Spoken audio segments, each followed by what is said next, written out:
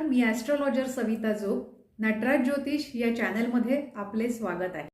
मन शांत असतं पण विचार थांबत नाहीत.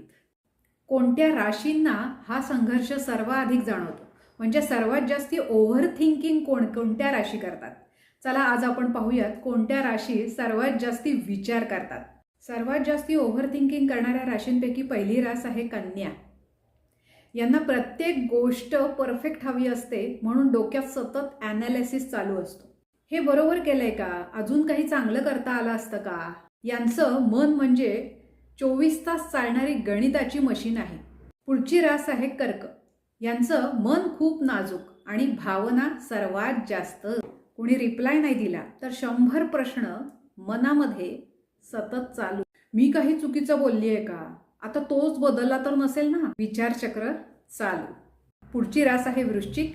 यांना ट्रस्ट इश्यूज खूप असतात आणि यांची इंट्युशन पॉवर खूप चांगली असते. काहीतरी कोणीतरी लपवत आहे नक्की माझ्यापासून. कायम डोक्यात डिटेक्टिव्ह मोड ऑनच असतो यांचा. पुढची रास आहे मिथुन. एक विचार, 1000 विचार आणि हजारो लाखो शंका मनामध्ये. निर्णय घेणं म्हणजे यांच्यासाठी वर्ल्डचं टफेस्ट चॅलेंज आहे. पुढची रास आहे मकर.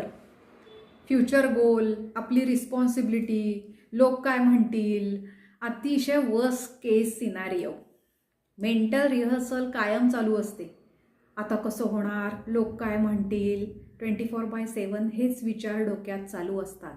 अजून काही थोड्याशा ओव्हर थिंकिंग करणाऱ्या राशी म्हणजे मीन आणि तूळ. मीन भावना खोल, संवेदनशील, त्यामुळे विचारही खूप खोल करतात. तूळ रास डिसिजन घेण्यात कायम कन्फ्यूज असतात, त्यामुळे ओव्हर थिंकिंग जास्ती करतात, विचारही जास्ती करतात. काय म्हणता, तुमची रास आहे यामध्ये?